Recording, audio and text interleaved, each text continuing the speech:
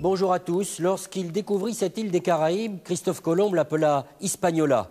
Puis elle prit le nom d'Haïti, appellation que lui avaient donnée ses premiers habitants, les Indiens Arawaks. La perle des Caraïbes fut la première à acquérir cette indépendance. Et pourtant aujourd'hui, Haïti est un pays déchiré par les coups d'État, par la misère et par l'illettrisme. Sur cette petite île de l'Atlantique, qui compte 6 millions d'habitants, 85% de sa population est analphabète, 85% de sa population vit en dessous du seuil de la misère. C'est la raison pour laquelle nous avons décidé aujourd'hui de nous intéresser à Haïti, parce que là-bas, une tentative démocratique a été menée avec l'accession au pouvoir du père Aristide, et 7 mois après son accession au pouvoir, le 30 septembre 1991, le père Aristide était chassé par l'armée qui a imposé une chape de plomb sur ce pays et la terreur, avec des centaines de morts. Nous avons demandé à Jérôme Boni, à Jean-François Hoffmann et Jean-Claude Vargas de se rendre dans cette petite île où ce n'est pas facile d'exercer son métier de journaliste, parce qu'il est difficile pour ceux qui sont victimes de la répression de parler, parce qu'aussi l'armée et la police exercent une surveillance sans faille sur tous ceux qui cherchent la vérité. La terreur en Haïti, c'est l'objet de ce très beau reportage que je vous propose maintenant de suivre avec moi.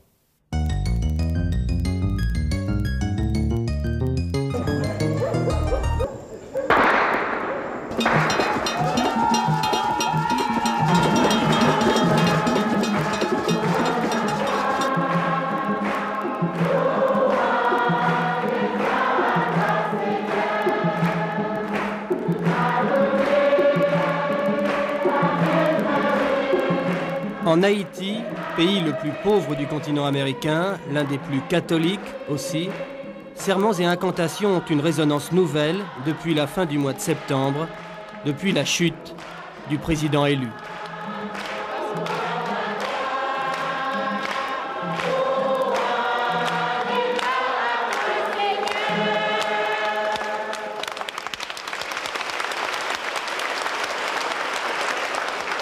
Tous les gens sont fait une demande à Dieu.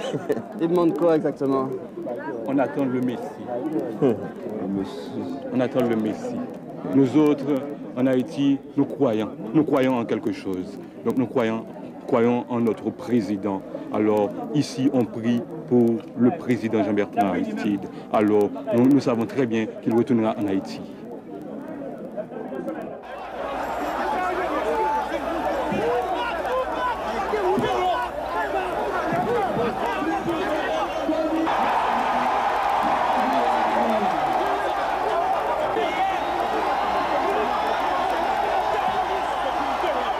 Le 16 décembre 90, le père Jean-Bertrand Aristide triomphe à l'issue des premières élections à peu près normales de toute l'histoire d'Haïti. Des élections qui se sont déroulées sous contrôle d'1 millier d'observateurs étrangers et qui donnent 67% des suffrages au père Aristide.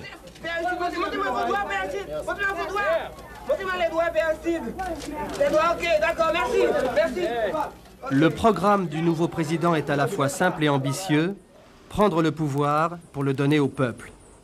Dans son discours d'investiture, il se soumet, en principe, à la Constitution.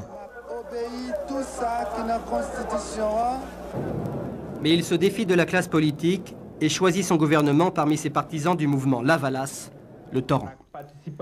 Très vite, il bouscule les institutions.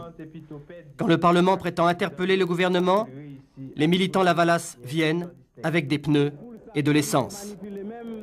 La menace est claire, celle du supplice dit du père Lebrun.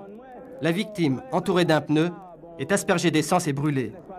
Certains députés échappent de justesse à cette pratique, réservée en 86, lors de la chute de la dictature, au tonton Macoute. Macoute pas la donne, Macoute pas la donne, pas négligé, bal sale mérité, pas négligé. 27 septembre 91, avant-veille du coup d'État, c'est le dérapage verbal. Le président Aristide sait déjà qu'il est en danger. Il a fait réunir une foule de partisans devant le Palais national. Il veut intimider l'adversaire et galvanise la foule en faisant une apologie non voilée du supplice du pneu. Allons, belles outils. Allons, bel instrument. Allons, bel appareil. Li bel Michel Belbrodet. Li banda l'empin Paul Bozor. Li senti bon tout côté au passé on vit respirer. Li chita nan maman loi pays qui dit ma coûte pas la donne, ça le principal c'est lui pour pas de venir chercher. En fait, cet appel à la justice populaire conforte son chef d'état-major, le général Cédras, dans la conviction qu'il faut mettre fin à cette expérience démocratique. Le surlendemain, alors que les militaires nettoient les rues, le président Aristide est destitué. Il doit sa survie aux interventions des ambassadeurs français, puis américains, et s'envole le 30 septembre pour le Venezuela. Suite une répression particulièrement meurtrière qui fait des centaines de victimes.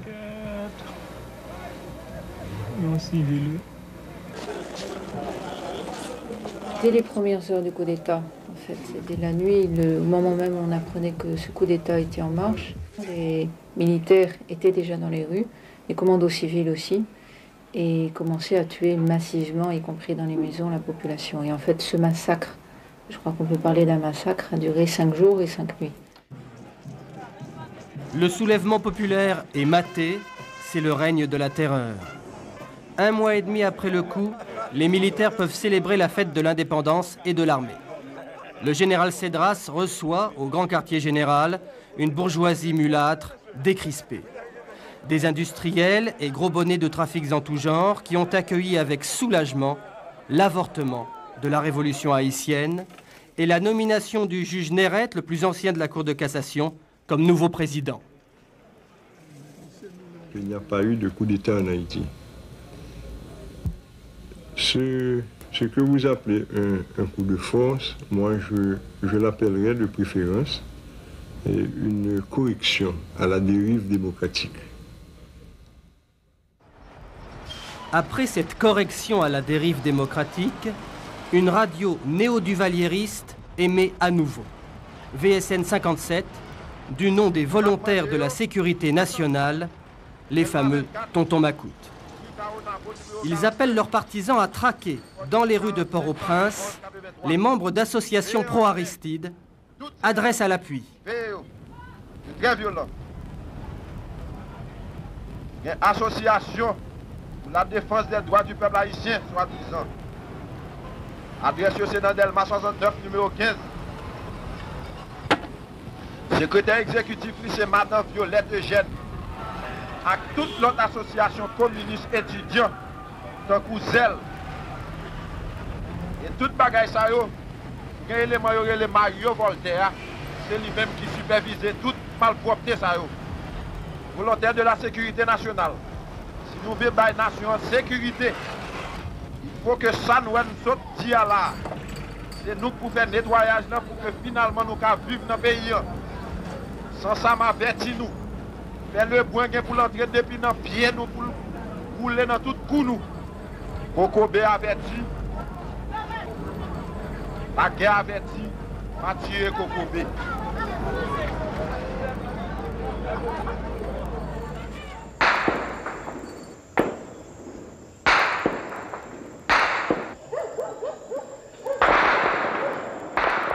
Nuit longue et agitée à la veille du 16 décembre, premier anniversaire de l'élection d'Aristide. Port-au-Prince appartient aux militaires et aux Macoutes. Ils tirent toute la nuit pour effrayer. C'est le moment des mauvais coups, tabassage et disparition.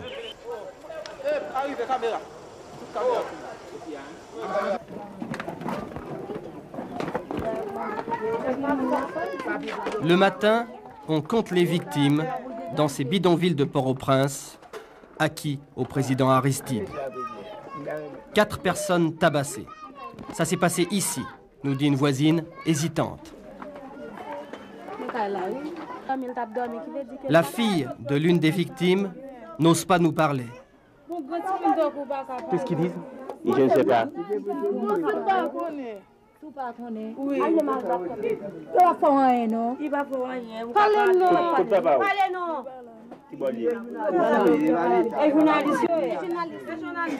Parler et pas parler, il faut parler. L'abdomen et puis il vient tirer.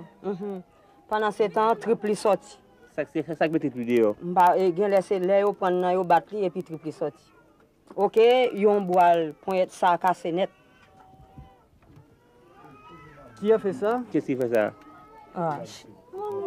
Qui est entré, nous ne connaissons pas. Il soit comme si, au cours de 9 heures du soir, il y a une équipe qui paraît craser quand même. Avec Wash, il a tiré. Et puis, là, il dit, si je ne sorti, la plus mal pour moi. Je suis sorti. Quand je suis sorti, il n'y a pas bon temps pour me mettre là-dessus. Je prends ses coups, je commence à mal tirer. Et puis, moi, je me sauver de justesse, je me vide comme là. Après, je me vide comme je viens fouiller là toute nuit. Il a tiré de monsieur. Je me dis, bon, c'est filmé, il a fait des actions. Je suis sorti mal en voisinage. Il a pris le pour mon comme si les gens prennent la paix forcée pour vivre la nuit. Ce sont des policiers, à votre avis? Des non, il y a civil. Makoutis. Makout, un mot tabou qui peut coûter très cher. Ici, on risque sa vie pour un simple refus. Il y a tout les bâton, les après ça il dit pour relire, moi pas jamais relire moi-même. Est-ce que l'autre monde qui a quitté zone là parce que peur? Oui, il est allé déjà. Oui.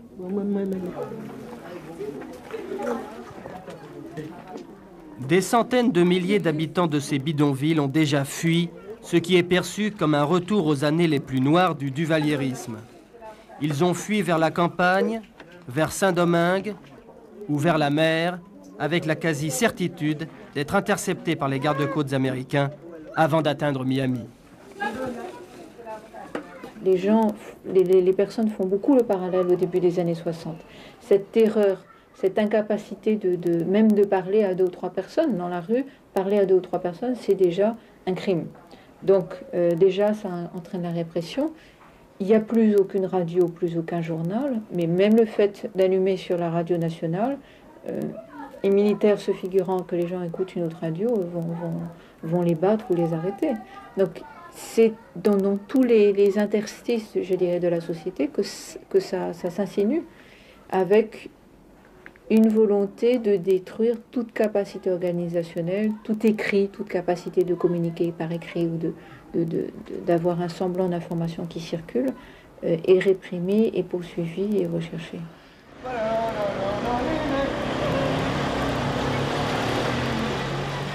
Ce 16 décembre, dans les rues de Port-au-Prince, il faut être un peu fou pour oser évoquer le président Aristide.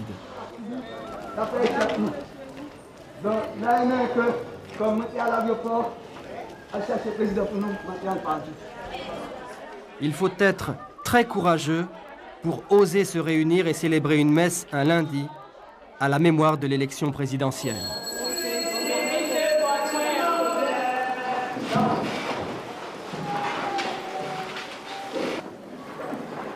Dernier monde, c'est un soldat. Qu'est-ce qu'il doit faire? Pas abus, pas faire abus monde. Qu'est-ce que vous voyez hier soir? Vous êtes en pile abus. Correct? Pas capable de dormir. Pas capable de dormir. Et puis, je crois que ça, c'est la réalité dans tout Port-au-Prince. Tout le monde capable de dormir, jeudi, le 16 décembre. Et je suis content aussi. Vous êtes ici un petit danger, mais en même temps, pas quoi il y a un grand danger, parce qu'on en est l'église, mais peut-être il y a un danger avec monsieur là, parce qu'il va partager ça plus loin à l'autre pays. Mais soldats, place militaire, c'est pour avoir un pays protection, Bali, une sécurité. Mais si là, pour écraser le peuple, ce n'est pas bonne position, mais grande tentation, l'un porte des armes pour écraser l'autre. Par une démocratie dictée, par une démocratie, j'en ouvre bon nom, mais une démocratie qui n'a goût nous, que nous vivons et que nous voulons vivre pour le fleurir sur le pays d'Haïti. Quel que soit nous devons payer ça avec sang nous, crois que nous déjà commencé. Mais pour nous capables de joindre, pour nous kembel, et là nous kembel pour nous pas chambre la gueule, on nous demande de bon Dieu ça. Je dis choix nous, pas d'importance, mais je dis à nos grands maîtres là, nous avons un petit geste pour nous ressonger choix nous de faire 16 décembre. La vie moins grande, mais son bagage moins pas depuis le ça, moins vignon frère catholique. La vie moins grande. Ils vénèrent comme des reliques ces bulletins de vote retrouvés au fond d'une sacristie. Souvenir aujourd'hui sacrilège de leur suffrage qui porta au pouvoir un président qui dérangeait parce qu'il était le premier théologien de la libération placé démocratiquement à la tête d'un pays d'Amérique.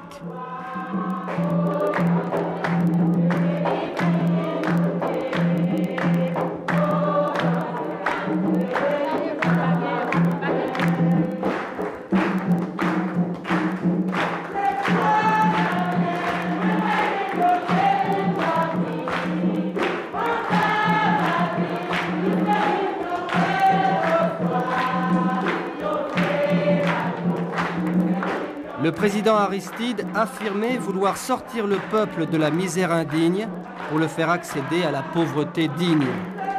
Et eux, ils y croyaient et ils y croient encore.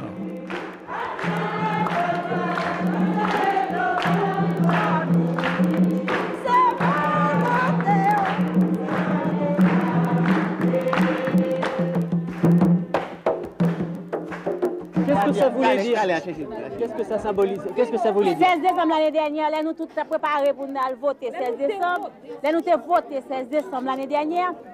Année ça, pour nous fêter grandiosement, nous ne sommes pas capables parce que Bribal est posé, nous devons faire tout le bagage, nous ne pouvons pas voter. Alors nous votons de façon ça pour faire nous sentir que nous songeons 16 décembre l'année dernière, que peut-être nous ne pas venir encore. Et vous n'avez pas eu peur de venir ici? Non. Mais pour qui ça peur? Sous peur, on mourit plus vite. Vous saviez que vous couriez beaucoup de risques en venant ici? Oui, mais quelle importe. Oui, on va mourir debout, non pas vivre à genoux. Pour nous fêter l'anniversaire, mais quand pile cadavre, nous ne sommes pas capables de fêter, car nous tristes. On va à chaque fois nous garder 3 sénateurs, particulièrement claque par an, ça va nous courage, force, pour nous lutter. Non pas pour nous vivre à genoux, mais pour nous vivre avec tête nous bien haut.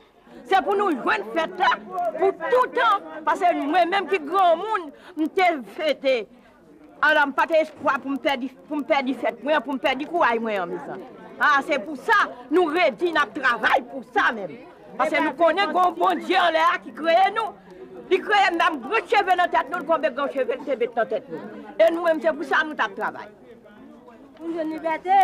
Est-ce que tout le monde dans ce quartier est favorable au président? Oui, tout le monde. Fragile rempart, les palmes de ce jardin botanique abritent d'étranges séances de psychothérapie de groupe à la résidence de l'ambassadeur de France, où sont réfugiés plusieurs membres du gouvernement Aristide et leurs familles. Au moment du coup, ils ont été sauvés par l'immunité diplomatique française, mais depuis, jour après jour, le chargé d'affaires français, Hervé Latsous, doit les réconforter, leur assurant que la France les considère toujours comme le gouvernement légal d'Haïti. Avant le 16 décembre, il y a l'ambassadeur américain a dit une phrase que je vais vous dire en créole, que je vous traduirai en français de son esprit. Et après balle tamboulou, ce qui veut dire face à la montée de la popularité du président Aristide, il a dit, je traduis en français, rira bien qui rira le dernier. C'était une phrase remplie de menaces. Et la réponse du président a été mets en pile chat et pas loup. Je la traduis en français, dans son esprit, l'union fait la force. Et nous avons eu le peuple haïtien uni contre la corruption. Il y avait un trafic d'influence impensable. C'était le pays, le trésor public, tout ce qu'on pouvait générer, c'était pour les besoins d'un petit groupe. Nous avons essayé de redéfinir les règles de ce jeu de faire comprendre à tout un chacun qu'il y avait des règles à respecter, que tout un chacun était assujetti aux mêmes règles et que les revenus de l'État devaient servir pour les besoins de l'ensemble de la population et pas pour les besoins d'un petit groupe.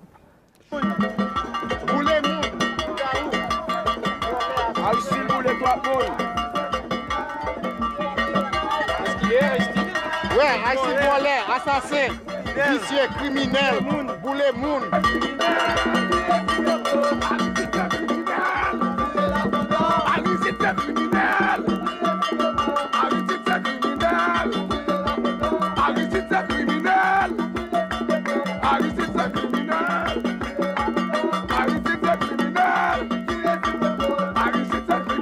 Silvio Claude, un opposant brûlé dans une ville du Sud le jour du coup d'État. Roger Lafontaine, ancien chef des Tontons Macoutes, tué dans sa cellule le même jour.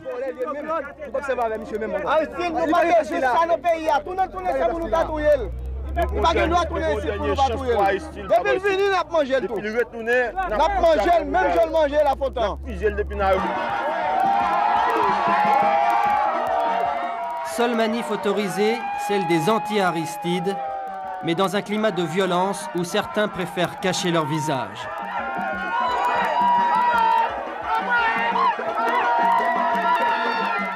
Il faut dire que parmi ces quelques 150 manifestants, beaucoup ont été payés pour venir.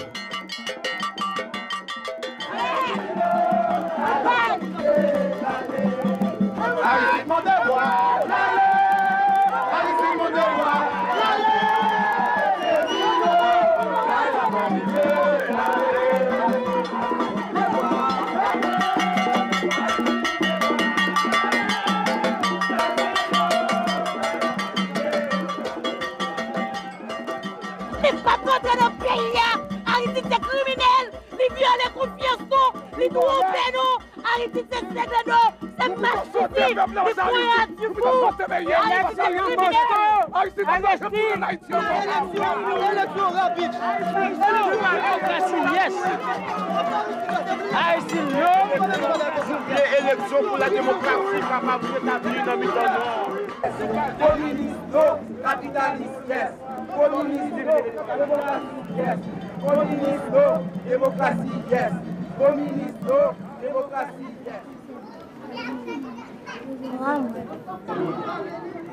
Les Gonaïves, plus au nord, quartier de Raboteau. C'est ici qu'a commencé, après une bagarre de lycéens, le soulèvement qui a balayé Jean-Claude Duvalier en 86. Après le dernier coup d'État, le bidonville a manifesté. 7 tués par balle.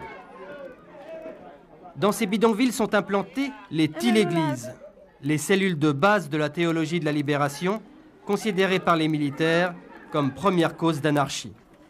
Méry est responsable de l'une de ces tille-églises. Dans cette famille, 2 victimes. Tu vois, ce sont les plus pauvres qui ont été frappés. Et c'est pour ça qu'on lutte encore. Parce qu'on doit défendre les plus pauvres. Les gens qui n'ont rien, mal vêtus, mal dormir, et qui arrivent à peine à se nourrir. Les parents ainsi que les victimes savent ce qu'ils défendent. Ils défendaient quelque chose. Ils voulaient en aller mieux et ils savaient qu'avec le président Aristide, ça pourrait aller mieux pour eux. Donc là, assez souvent, je les ai dit, on va se calmer, restez tranquille, le président arrive. Et là, ils attendent le retour du président. À l'évêché des Gonaïves, le père Daniel de l'association Justice et Paix recense méticuleusement toutes les atteintes aux droits de l'homme de la région. Protégé par sa nationalité française et la couleur de sa peau, il est tout de même sur le qui-vive. Oui, alors là, je suis plus en sécurité ici. Vous voyez, on est plus en sécurité derrière des piliers d'un évêché que derrière les petites maisons de fortune des bidonvilles. Alors ça nous donne quand même une sécurité, surtout pour le travail que j'ai à réaliser comme secrétaire Justice et Paix de ce diocèse. Mais ces temps-ci, vous êtes très vigilant, on vous voit regarder partout, tout le temps, tout autour. Oui, parce qu'après avoir fait plusieurs massacres tant à la capitale que dans les bidonvilles ici des Gonaïves, ils ont centré la répression sur l'Église catholique et en particulier sur les communautés ecclésiales de base et tous les militants et les prêtres qui travaillent dans les organisations comme Justice et Paix. Par exemple, j'ai mon nom d'inscrit sur les murs de la place de l'Indépendance, Père Daniel, communiste, avec les autres noms de prêtres. Nous sommes obligés de prendre beaucoup de sécurité pour nous-mêmes et surtout pour les petits paysans et les militants qui travaillent pour faire connaître la répression. Nous surveillons ceux qui nous surveillent, très très important, surveiller ceux qui nous... Et vous voyez en face ici, ils ont mis des civils, oui, qui sont assis sur le mur, ou qui se promènent tranquillement comme ça, et dont la mission est de surveiller ceux qui rentrent et ceux qui sortent, soit les prêtres, soit les militants des organisations.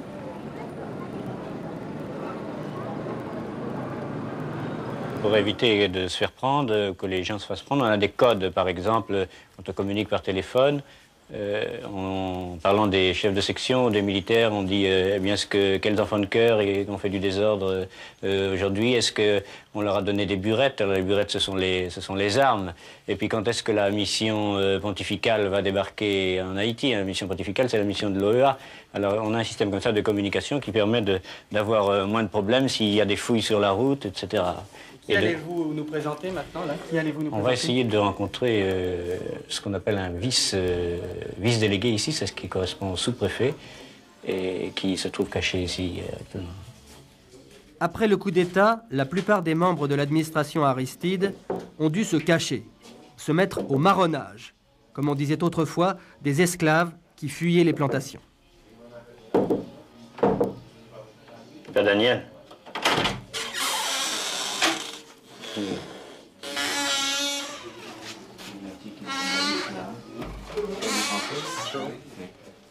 La priorité pour ce sous-préfet, pendant ces 7 mois d'exercice, fut d'essayer de mettre sur pied un semblant de justice. Ça, c'est une prison dorée. Bonjour, monsieur. Bonjour, ça va? Voilà, c'est l'équipe d'Antenne 2.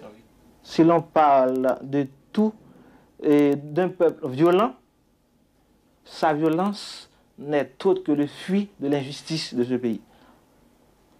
Or, l'on avait à refaire le système judiciaire en Haïti. Et ici, au Gonaïve, je devais,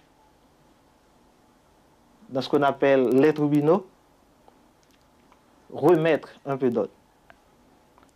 Et vous avez trouvé des gens, justement, pour remplacer les juges corrompus? Bon, vous savez, après 34 ans de corruption sous toute sa forme, et trouver des gens vraiment aptes pour une meilleure justice, c'était un peu impossible.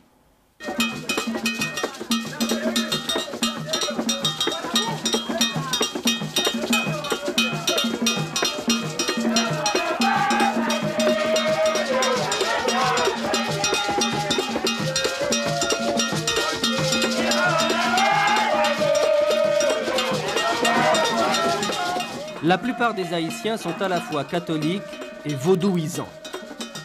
C'est d'une cérémonie vaudou à Bois-Caïman qu'est partie la lutte anti-esclavagiste en 1791.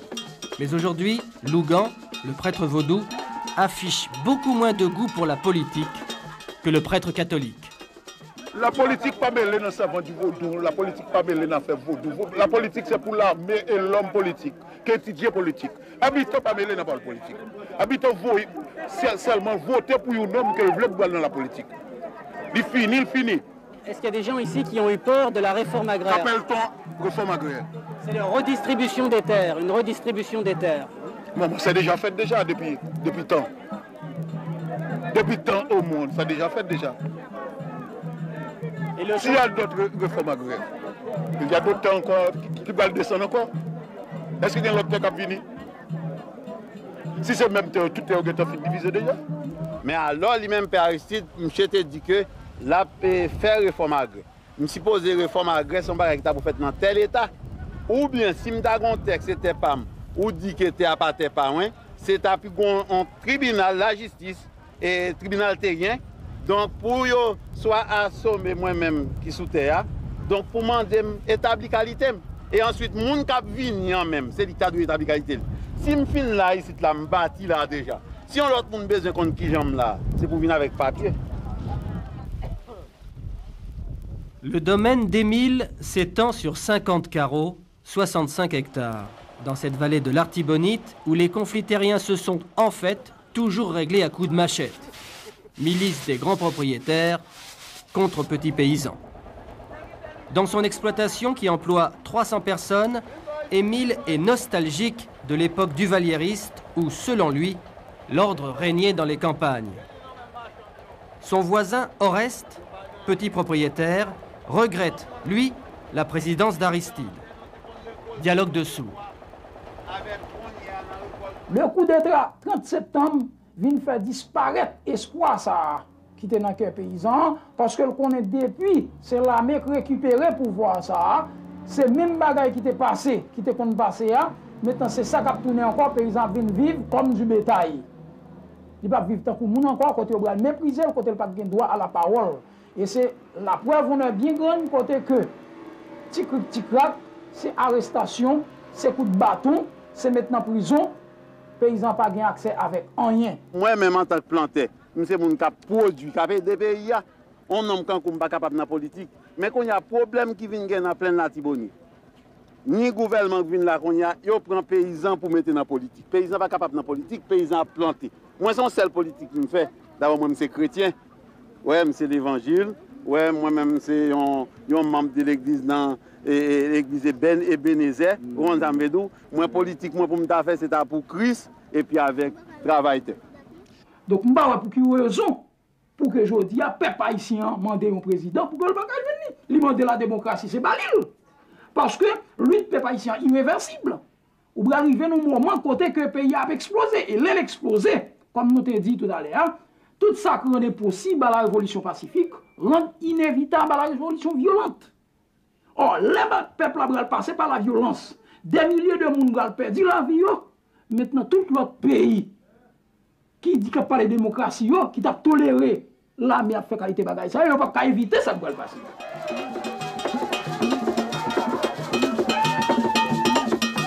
Aujourd'hui, Haïti vit dans un fragile équilibre de la peur. Déchiré entre partisans et adversaires du président Aristide. Ce prêtre révolutionnaire qui n'a pas su sortir son pays du cercle infernal de la violence politique. Dans les villes comme dans les campagnes, les Haïtiens ne souhaitent que justice et paix. Mais aujourd'hui, sans illusion, dans cette moitié d'île que l'on surnomma jadis la perle des Caraïbes.